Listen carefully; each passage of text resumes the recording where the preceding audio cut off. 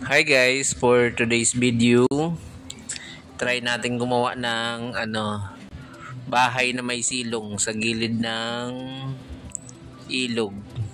Ilog at saka papunta sa dagat. Ano siya, bahay ng fisherman. Yan, may silong para pag tumaas yung tubig, hindi siya lulubog. Nakaangat sa lupa. Yan. Pinas forward ko lang para mabilis. Yan, ibang bahay naman to. Lalagyan natin ng silong. Yan, ginamitan din natin ng wood planks. Yan. Para nature na nature ang dating. Thank you guys sa mga bago pa lang sa aking channel. Thank you sa mga magsusubscribe sa akin. Thank you very much guys. Enjoy watching guys. Yan. Minecraft Creative. Yan. Ano pa lang to? Ginagawa ko pa lang yung frame ng ating bahay. Simpleng bahay lang. Bahay ng mangingisda sa gilid ng malaking ilog sa bukana ng dagat. Habang umuulan, gagawa tayo ng masisilungan. Yan, bibilisan natin, baka abutan tayo ng bagyo. Matangay ang ating mga ang ating mga materials na gagawin. Yan, lalagyan natin ng hagdan para maganda ang akyatan. Yan, kulay orange. Yan, para pag umakyat tayo mabilis. Lalagyan din natin yan ng gasera. Yan, para may ilaw tayo guys. Yan, malapit-lapit na. Yan, lalagyan natin ng parang man tawag dyan, harang, hindi salamin, kasi pang lang to, hindi to pang mayaman na bahay, simpleng bahay lang, nasa nature, parang yan. Yan, lalagyan natin ng ganyang design para maganda, para kakaiba ang bahay ng fisherman.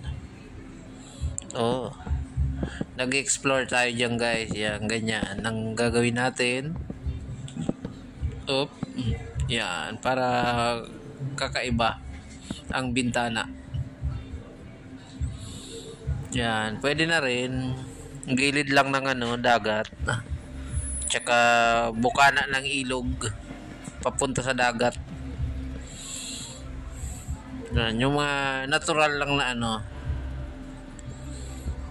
yan, may gasera pa dyan, lantern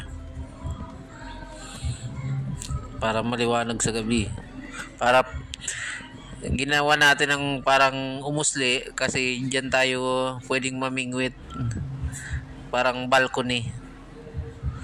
Tapos gagawa tayo ng grilling area, parang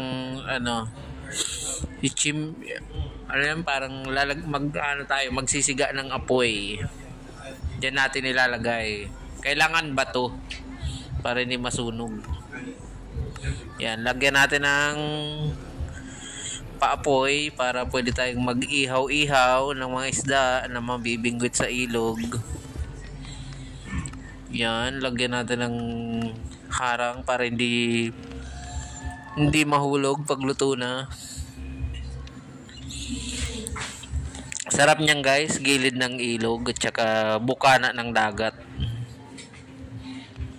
Yan umuulan-ulan pa Sarap naman yan tumira sa gilid ng tubigan. Nakaangat pa yung ano niya, oh. Ang ganda ng silong niya, oh. Hindi tayo abutin ng buhaya kung may buhaya sa baba.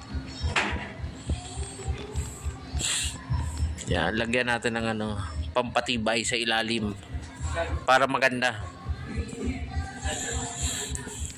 Thank you guys sa mga manunood sa aking maliit na channel.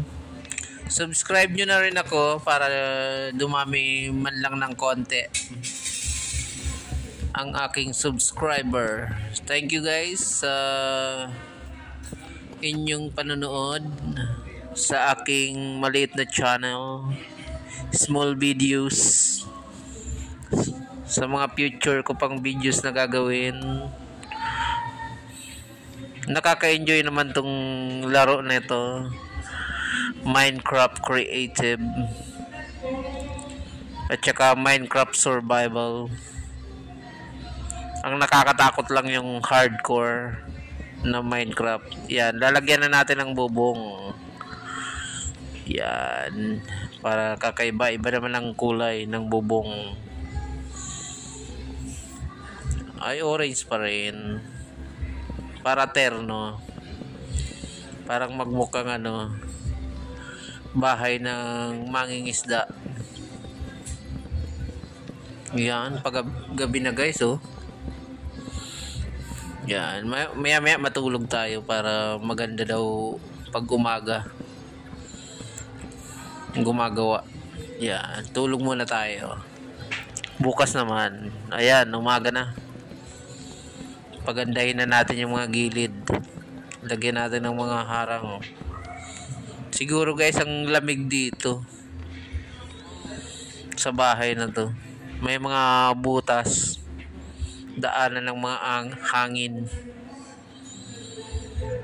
Yan, lagyan na lang natin ng flat na ano, bubong para hindi masyadong mataas. Para iba naman. Yan, fisherman's house. Yan. Maganda dyan magano, tumambay sa terrace or mamingwit. Yan, patapos na guys. Thank you for watching guys. Yan, lagyan natin ng mga lutuan. Siyempre may maglalagay tayo ng hugasan dyan banda. Yan, parang lababo na maliit. Tapos may cabinet. Yan, mga lagayan ng pagkain ng ating mga gamit. Lalagyan natin. Tapos lalagyan din natin yan ng ilaw. Maglalagay din tayo ng gasera sa loob para maliwanag.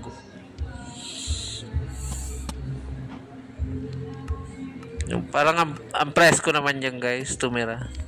Gilid ng ilog, bukanan ng dagat. Tapos may bangka ka. Diyan mo ititira yung pamilya mo. Ang sarap magtanim ng mga gulay, halaman, magsaka, mangisda. Simpleng buhay, basta masaya. Yan guys, patapos na tayo dyan. Thank you for watching guys.